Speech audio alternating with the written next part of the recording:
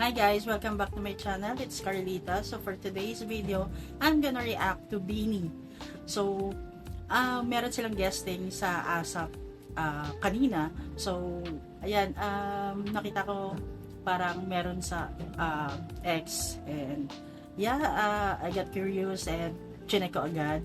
So, ayun nga, meron sila. Hindi kasi announce na nasa ASAP sila. Kasi parang ang alam ko, next week pa yung ASAP guesting nila. So, yan. So, yeah. I'm so excited. And, although, every week naman sila nasa ASAP. Oh, every week na, di ba? So, parang preparation to. Preparation for Coachella. So, yan. Without further ado, let's go. Ano kayang kanta to?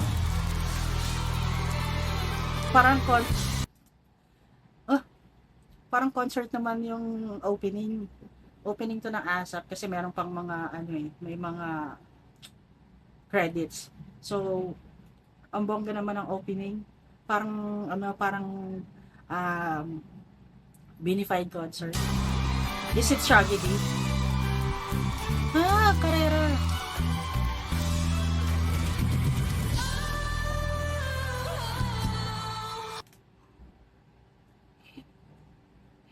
Nambibigla naman si Mikel yun.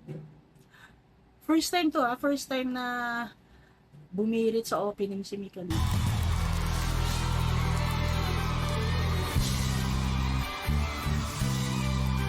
Ganda ng outfit.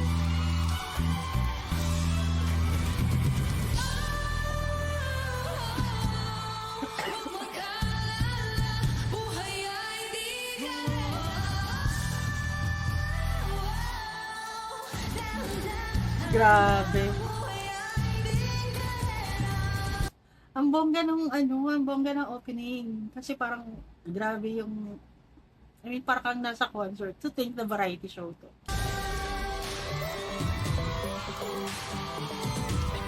Oh, Aya. Sorry guys, may sakit.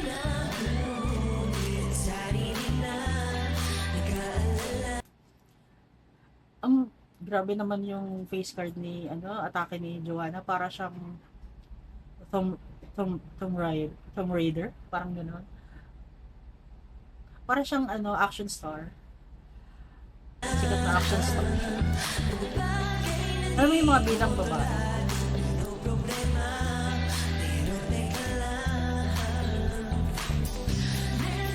Grabe sa projection si Maloy yung way ng expression ng mata niya.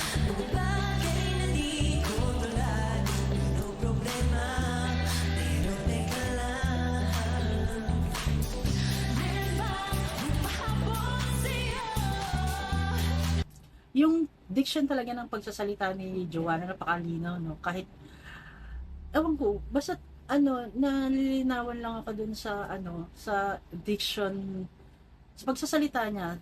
Kahit kumakanta siya, ang linaw ng mga letra kapag nagsasalita siya or binibitawan niya yung mga letra or yung mga lyrics.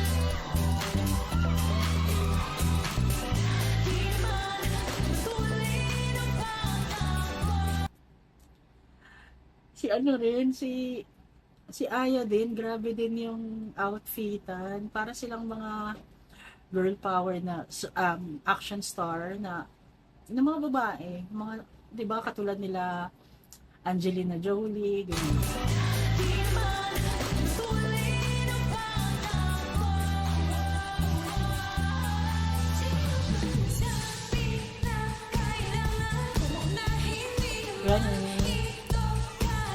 At saka, sorry,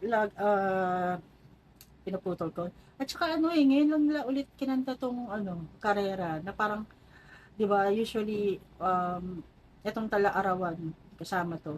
So parang ngayon lang ulit nila to kinanta as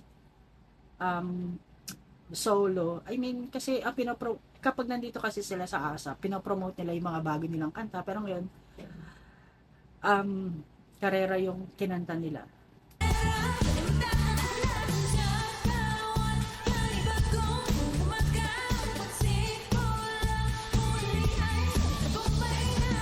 ang stable talaga ng boses ni Colette. Every time na kumakanta siya, kahit sumasayaw pa, stable talaga.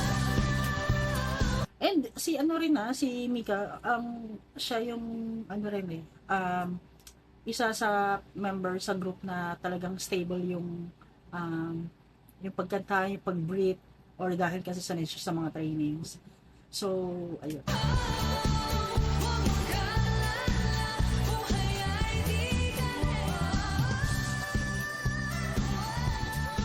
It brings back the memory, di ba? Parang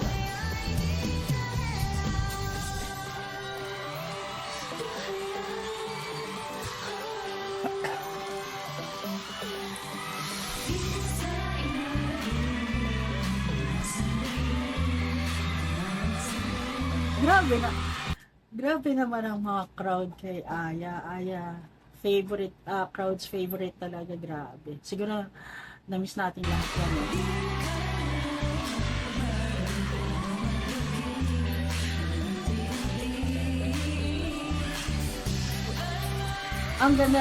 Ang ganda ng pagka-braid ng buhok niya.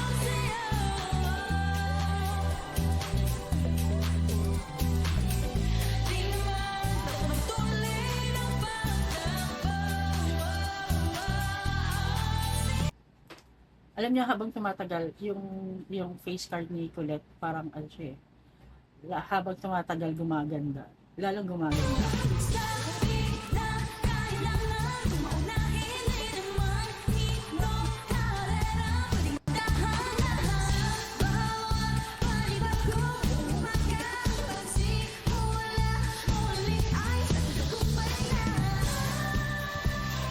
Ang ganda ng outfit talaga. Bagay siya ng mahaba rin.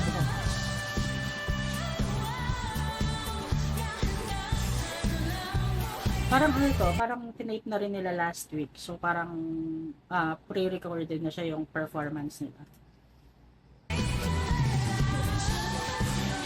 Kaya ang cute din ng outfit ni Gwen. Nakakamiss yung karera.